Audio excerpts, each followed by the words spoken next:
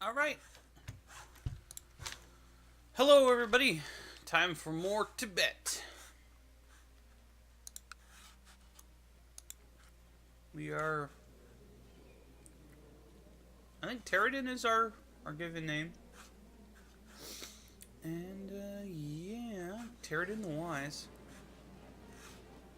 One of the reasons I don't like the, because of, my Western cultural biases, it's weird to read names that are, like, in the wrong order, per se. um, yeah, it's hard for me to parse these a little bit sometimes, unless I stare at them for a while. They're apparently at war with Udabugra the Conqueror. Sounds like we're being... Oh, okay. It's not... They're not attacking us. They're attacking somebody who's allied to our liege. Okay. So we don't care about that. So I think we have truces with people who are people we could attack for du jour claims and stuff.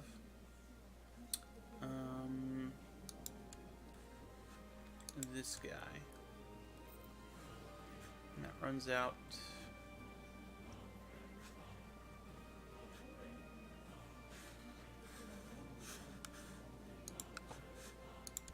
When?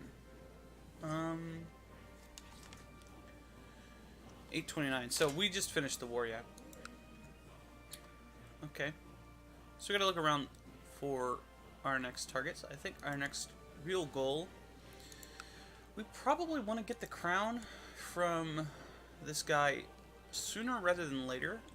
Our next goal, though, is to probably get the religious holy sites for bonds so we can start building up our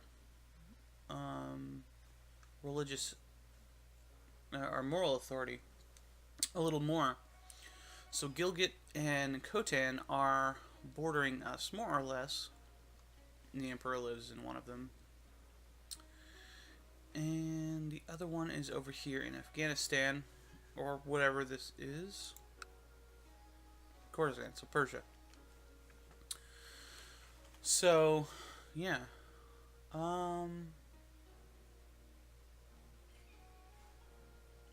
Yeah, the idea is to try to stay bond as much as possible.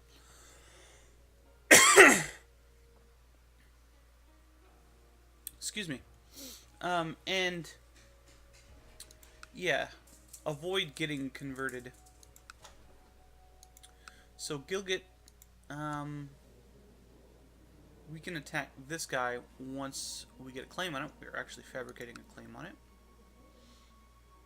I think we may be able to holy war. Oh, we can't holy war because we're pagans, right? I thought I was thinking we were Buddhist for some reason. Buddhists could holy war these guys, but we can't. And all we can do is make them... We can conquer single provinces. The only province we own that borders them is this one, and we need Khotan, I think, which is their capital. Yeah. So we'd have to get at least one province away, and then do that. I suppose there's no reason not to do that immediately, to get this truce trimester started, especially since this guy's 53, so he's quite likely to die. The problem is that he's got a lot more troops than us. Not a lot, maybe 50% more. And he doesn't have a lot of money, and we have a ton. He can pull in one of the big cognates, though. Actually, which one is this? Yeah, this is the big cognate up here, who actually has less troops. So, that's interesting.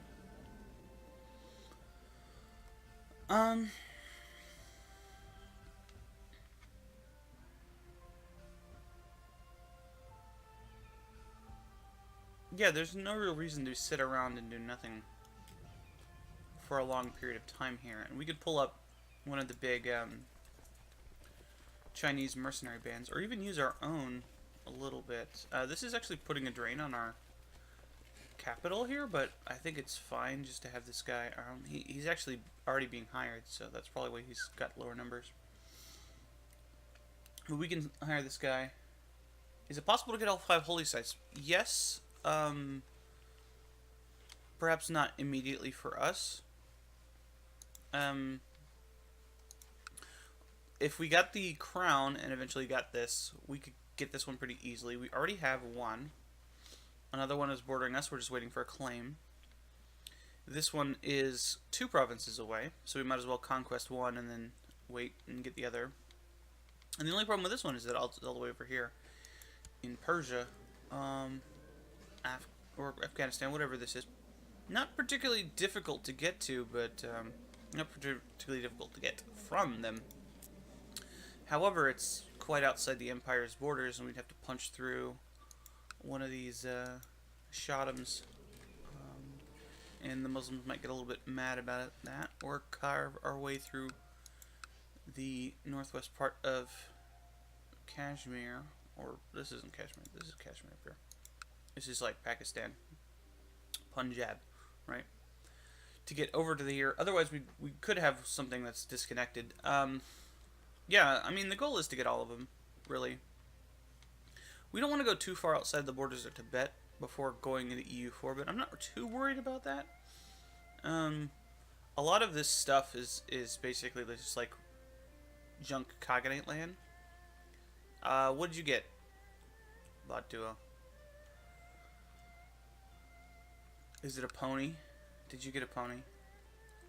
Like a real pony, not like one of them toy ponies you get at Toys R Us or something. Toys R Us is gone. What am I talking about? There's no Toys R Us anymore. How sad does that make people? Toys R Us like went out of business. I don't even remember. You say we played Division 1, but I don't remember the Division 1 at all.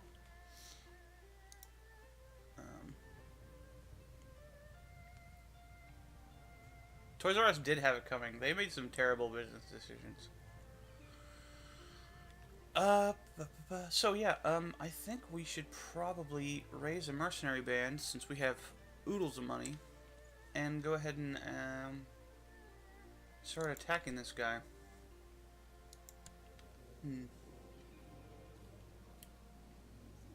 He's an adventurer. That's probably why he's got so many troops. No, he's only got 900 from spawn. He's just got a lot of dudes up here. These guys are actually feudal, so that's interesting. But we're gonna have to fight Zetsu. To answer your question though,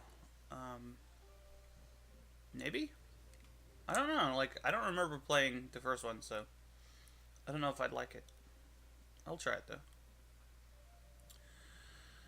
Get some commanders we can give out. Can give out some titles. This has been a while since I played this, so yeah, this guy.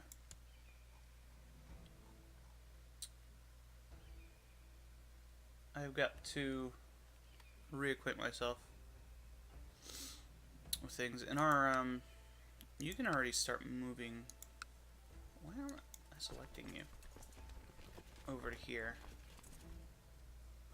Yeah, the only one we can get is Kargalik, because if we had Kunling, we could go this way, but Kargalik is just as good, I guess. It's junk, but like... Oh, this is actually a really good province. This is actually less junk. I don't know what I'm saying, it doesn't matter, but... This is actually personally owned by this guy, so it would be easier just to siege on his 2 provinces. Although he probably owns these ones over here. Yeah. I suppose our management of our mercenaries and our troops makes a lot of a difference here, since it's so far away. So let's go ahead and raise some mercs. I think I will go for the cheaper one, since I could afford this for quite a while.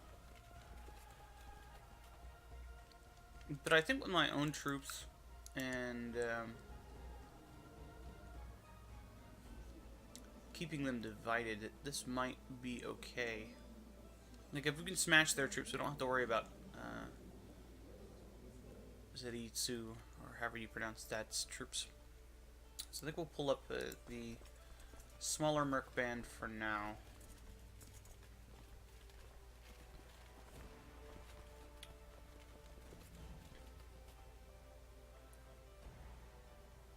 And then we can pick up one of these other ones later.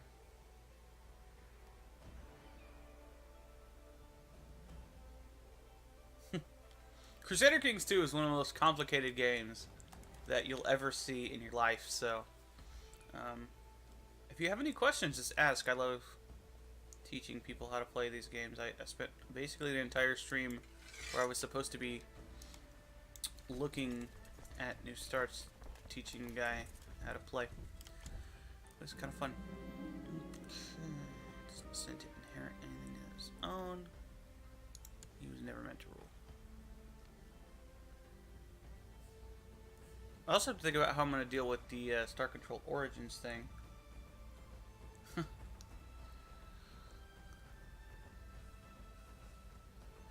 It was a complicated game to begin with, though. Like, most of the expansions just add more options and stuff to do, rather than changing the game mechanics like in EU4.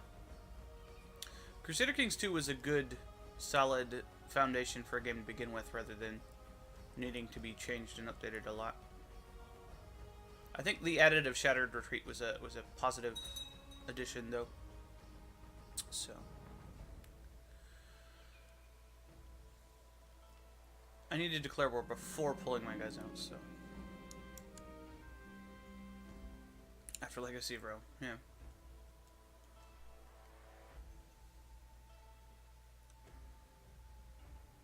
I think there's a lot involved with the management of the game that was added in Way of Life. That just was a huge improvement as far as the quality of life of the game, like how it feels to not just be at war all the time. Like, if you don't care about that stuff, just having events for characters all the time is just great. I think it's a little broken in that it tends to give you better traits over having bad ones, but I think that's fine. Okay.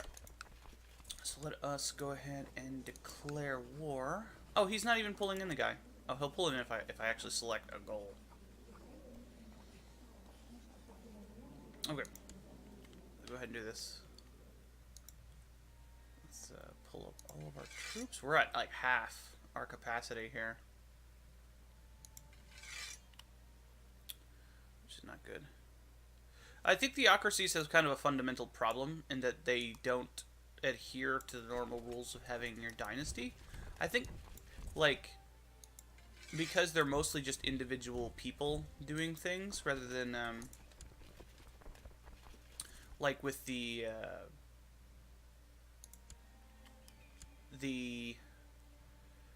republics having the families do stuff and then like losing them based on that sort of thing rather than having any kind of random inheritance, basically. But it seems like it would be very difficult and very hard to justify letting you do that as a theocracy. What I'd like to see is a little bit of a lessening of rules for playing as individual dynasties. Like, it's not that it's a bad thing that it forces you to do that. Oh, hey. Oh, yeah, I'm in Fight Club. But it's just that it's not... Yeah, you can't play as non-Merchant Republic either. I think the Confucian Bureaucracy, since it's only supposed to be this dude up here, that's okay. It's only supposed to be the guys there, so... Some of these guys are boned, but that's okay. We'll go over here and help them.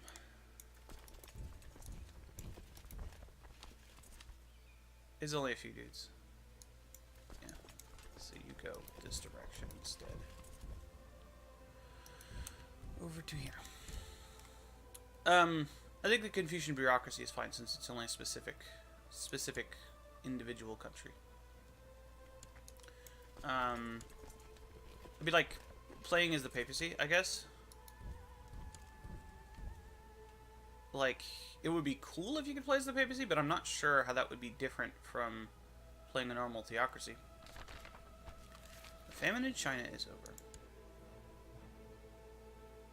I do want to play as the Pope. I wish there was more papal interaction in the sense that more than just like creating anti-popes and stuff like that.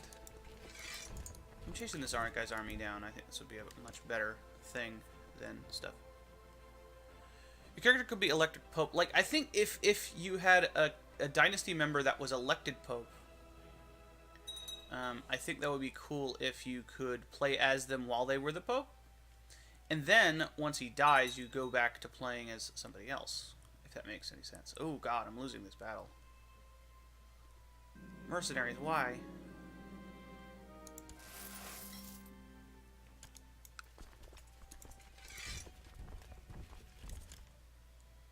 Why are you so bad, mercenaries? You might get there in time. Yes, okay, good. Good, good, good. Woo. Woo. Oh. God. That was rough. Jesus. Good thing it was mostly retreats, not actual losses of troops. Yeah, you definitely can. Like, the problem is that if you wouldn't switch back to another country if you, like, lost, if you died.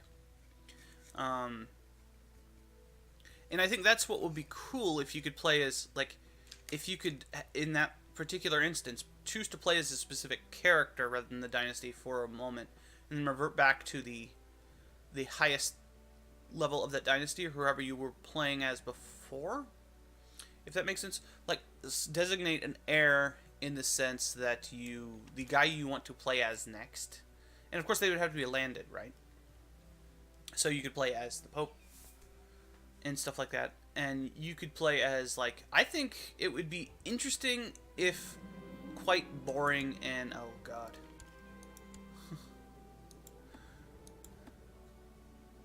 Oh yeah, we need a son. So that's good. Sort of the idea of playing as an individual character rather than a dynasty. Less than playing as a state. Plays the Night's Watch. Yeah, but that kind of breaks... Yeah, I think that's fine. I don't really know anything about the Game of Thrones mod. I did read the books, but I know what you're talking about. Yeah, I mean, you can mod any of the rules of the game as far as I know. It's not like Crusader Kings 1 where all that stuff's hard-coded that you can't do anything about it. I think the fundamental concept of the game does demand, though, that there has to be some kind of interaction with your dynasty. I mean, it's not about playing as a country, it's about playing as the dynasty. So I think having the rules in place would do that. I think you should be able to break out into cadet dynasties as well. Like, you can, if you're like a guy, you can say, okay, well, I'm no longer the Austrian Habsburgs, for example. I'm now the Spanish Habsburgs. Because that's something that happened all the time. The Capets and the what's the guys that live in France? Who are the guys that were the Carlists in Spain? They were cadet branch of the French monarchy after the War of the Spanish Succession. I can't remember. Half the fun is becoming an ancestral king's land. Bourbons! Yeah, the Bourbon. They were a branch of the Bourbons. Spanish Bourbons. They had a different name, but I think they were just Bourbons. Okay, so that was pretty easy. Now we need to wait for this siege to go away. I think these are pretty much... Well, I will get rid of the mercenaries, because there's no reason to not do that.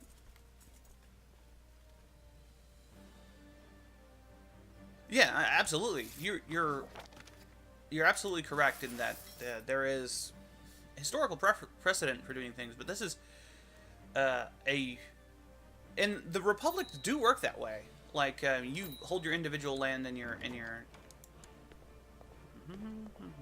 sure your individual land in your house and stuff like that, and you can build up individual power without having any problems. My lieges counts as cadet, so I am able to do skullduggery. You may have noticed that I did get my claim on. It could work with a theocracy, but I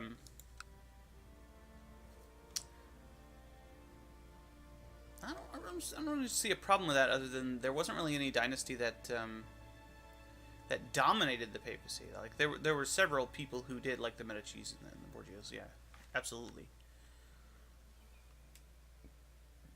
I suppose the mechanic could be that you would have to foster support from outside of the papacy itself. Like you would have the King of France supporting your members, the members of your dynasty. But that seems a little more corrupt than it was in real life, which I guess is not a problem.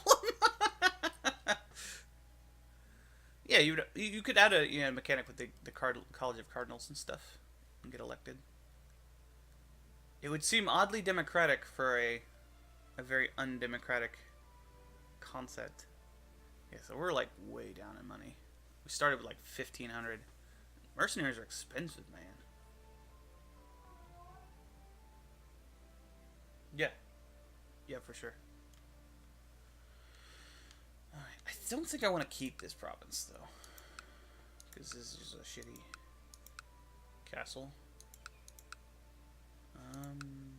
Who's the Duke here? My friend here. You can have... What is the cat doing? Here.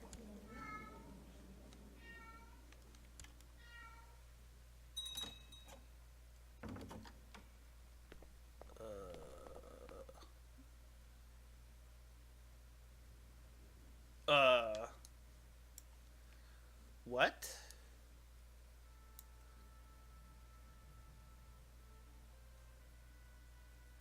Hang on.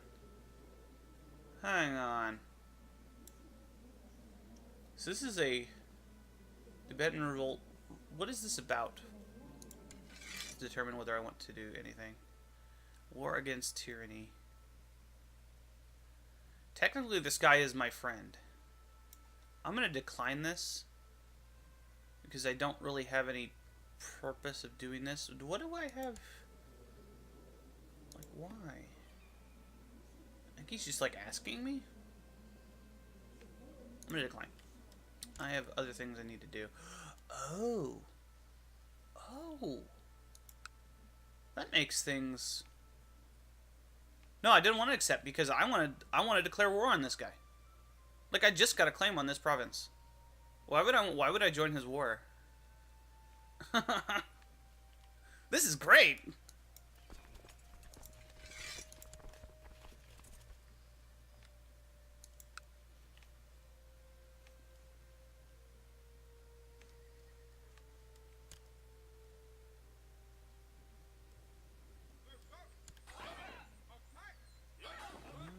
Patience is something that comes from within.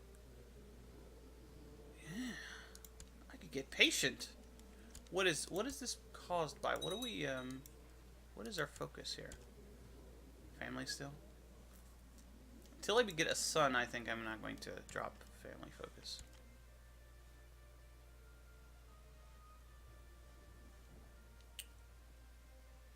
Oh, but unfortunately, the Warrior Lodge, yeah, you're right. Unfortunately, since I'm already at war with this guy, I can't, like, just take his province. So I'm not going to do anything. Oh, that's going to give me a truce, isn't it? Ah, balls. So maybe joining was the good option. I don't know. Hooray! Now we're patient, which is awesome. Oh, we could have kept this. Okay, let's hide our dudes down here. We can afford to be patient. How's our, Yes! I think Mune is easy enough to pronounce. We'll keep that as his name. Awesome. No negative traits or anything. Okay. So, do we have any concubines? We don't. Don't have any problems with that anymore. I'm gonna go probably war focus for a little while.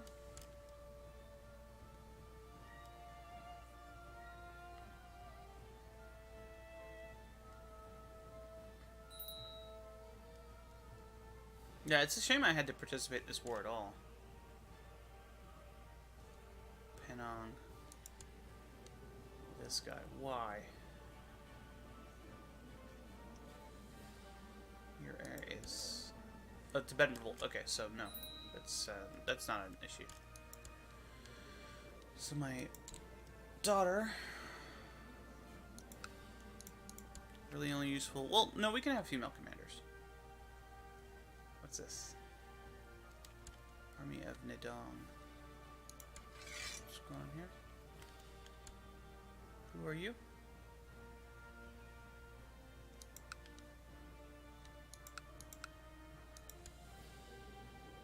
Who is Nidong? And why are they hostile to us? How did the mechanics with China work? Okay. The mechanics with China is that China exists. They have the Western Protectorate on the map. They will declare war on people, and they will, like, make people their protectorate, basically tributaries, so to speak. They have 3 right now. Kingdom of Karnataka, Petty Kingdom of Minyak, who's over here, and the Ayuda Kingdom, Ayuda Kingdom, Kingdom of Kosala, down here. So, Western Protectorate doesn't really own these provinces, but they are the suzerain of these 2 Indian kingdoms, and also some up here. Specifically, this guy. So, it's sort of like the tributary system in EU4, except the Western Protectorate is kind of like directly controlled land, and they will have likes and dislikes based on what their ruler wants, and you can pay tribute to them and send people to go visit them, and you can ask them for stuff like artifacts and things like that. If you're a tributary, you can raise Chinese troops to help you out if there's no problems. Like for right now, you can't raise Chinese regiments to help in wars because there's unrest, and there's trade flowing from the Silk Road from there, and yeah, it's just a cool little thing that's happening off screen. China is just over here, so it doesn't make sense that they don't interact with anything whatsoever. I think this little squiggle of land right here is kind of a historical, like, western edge of China. So, yeah, and we're in Tibet, which is in modern times part of China, at least according to China, and the world community for the most part, with some degree of reluctance depending on who you're talking to.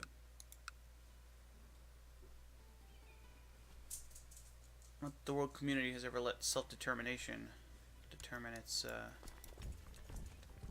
goals, right? Let's just go into China here, or India. Just protecting my personal troops. For now. For 200...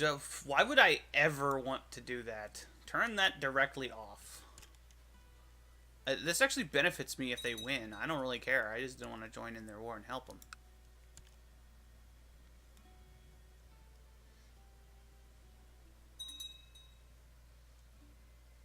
I fail my mission to duel her. Find something else for me to do. Okay. I forgot that I was supposed to duel somebody. God, more of my provinces are converting. That's a problem to being pagan, right? And this is still going to be Buddhist, as far as I know. Yeah. So this needs to be converted back for them to have. Oh, it's this province anyway. It's not even that province.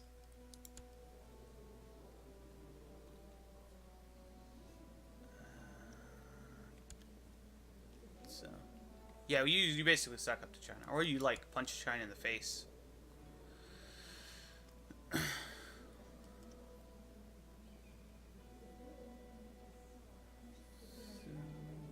Oh, we're in 2 wars now. Of Jarkand. Jarkand is where? Where's Jarkand?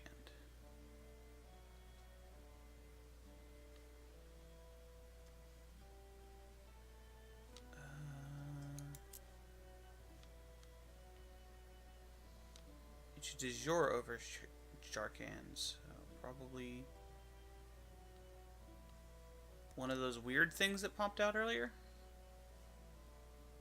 I just want to make sure that it's not any problem to me. It isn't. But I'm kind of curious now where it is. Jarkand, down here. Wow.